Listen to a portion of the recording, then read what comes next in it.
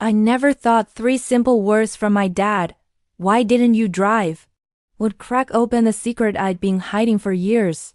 That afternoon, I stood frozen in my parents' driveway, my hands shaking as my father looked at me with confusion. There I was, Nicole Taylor, their independent daughter, the one who used to drive everywhere, standing there without my car. I swallowed hard and finally said the truth I had been trained to whisper. "I couldn't, Dad. My husband's mother took my car. She said it was to keep me controlled." A heavy silence dropped between us. It hadn't started this way.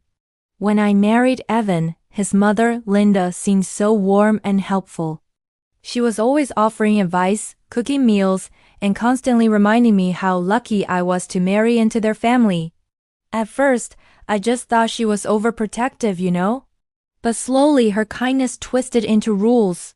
She started criticizing how I dressed, where I went, even who I talked to. Whenever I brought it up, Evan would just brush it off. "That's just how Mom is," he'd say, smiling like it was nothing. The car was the turning point. It was my car, in my name, paid off completely before we even got married. But one morning, the keys were just gone. Linda calmly told me she'd taken them. She said I was too independent and that married women shouldn't be running around without supervision. She actually claimed she was helping my marriage by limiting my freedom. And Evan? He didn't stop her. He just told me to adjust and avoid making trouble. Days turned into weeks.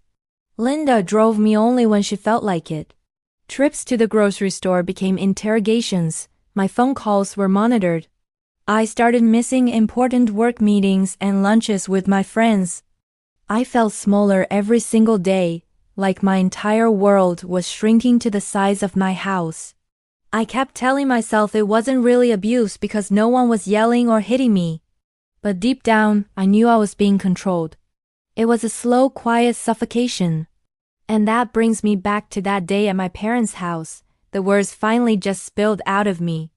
My mom's face went pale. My dad clenched his jaw so tight I could hear it. He didn't shout, which scared me even more. He simply said, "That's not control. That's captivity."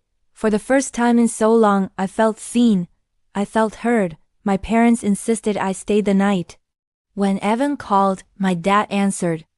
I listened from the hallway as my father calmly told him that taking someone as property and isolating them knows what family values means.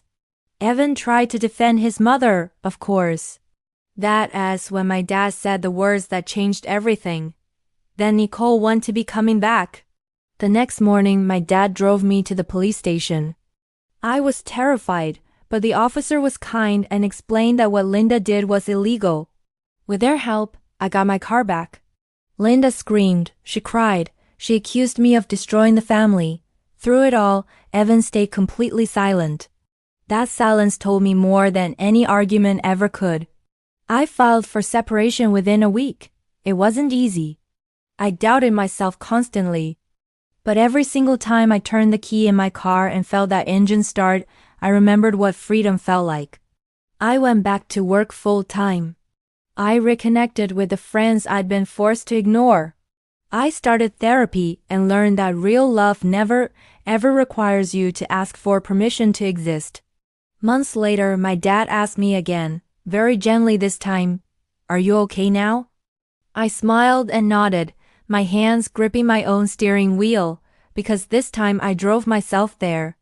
If you or someone you know is in a controlling relationship, please know that you are not alone and help is available. There are resources in the description below that can offer support.